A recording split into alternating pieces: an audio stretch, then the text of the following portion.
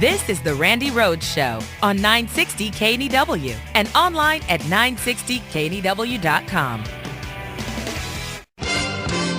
It's BS News for this, the 23rd of March, the first Friday of spring 2012, and away we go. Dateline, whammo. This week, a Mitt Romney advisor said that Mitt can always just, quote, hit the reset button on his campaign and erase everything, quote, like an etch-a-sketch. When the comment was widely ridiculed, the Romney campaign issued a statement saying Mitt Romney would like to announce that he is now running for president. If Mitt Romney's campaign is an etch-a-sketch, then Rick Santorum's campaign must be an easy-bake oven. Everything is being cooked up by one low-wattage bulb that's not too bright at all. Oh, and it gives girls the message that they're only fit to be housewives. And, of course, Newt Gingrich's campaign would be a slinky. All it can do is slowly descend to the bottom. Yeah. Dateline, John Edwards has reportedly been named as one of the clients of New York's pricey Millionaire Madam. For the record, at this point, the only crime involving immoral behavior that John Edwards has not been accused of is poaching endangered white rhinos. Stay tuned. Dateline, Basset Tone. A new study says that voters tend to prefer candidates with deeper voices. But the researchers caution that even if Mitt Romney talked like James Earl Jones, he still couldn't top a 30% approval rating. And finally, Dateline, the Spicoli meter. Recent moves to legalize marijuana have brought up the question of how to determine if someone is too stoned to drive, even though stoned people tend to drive slower.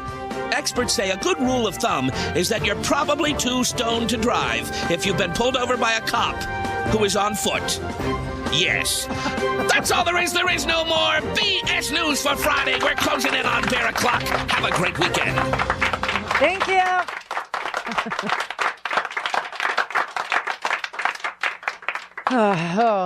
And lest you think that all this history that America has with regard to race is ancient, there's a current story in today's New York Times, this morning, in today's New York Times, where Black and Latino lawmakers who are fed up over the frequency in which New York City police officers are stopping and frisking minority men are battling what they say is a racial divide, because they're pushing to put new legislation in place to rein in the practice of stopping people, frisking them while they're driving while black or brown.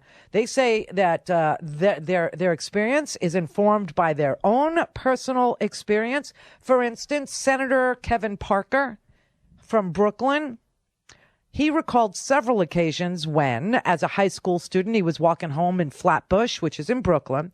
He was stopped by the police, patted down, told to empty his pockets, produce ID, and divulge his destination. I don't think that had to do with the terror.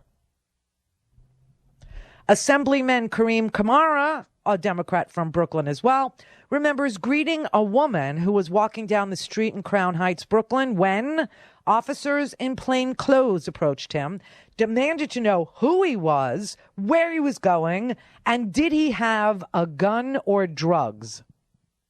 It's kind of the Trayvon story, except without the stand your ground law.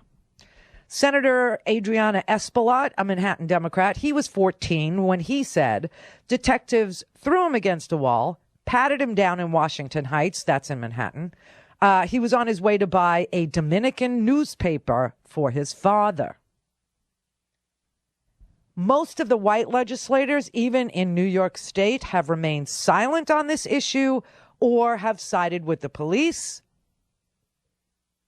revealing in New York State a racial gap over attitudes toward the practice of stopping and frisking black and brown people. There is an ethnic divide on who's being stopped and frisked, and there is an ethnic divide on who's fighting against the policy, said Senator Eric Adams, a retired police captain from Brooklyn. So, lest you think it's ancient history or it's just segregated to the South, where it is, like ordinary everyday behavior that we hardly ever hear about because the media doesn't like to report it.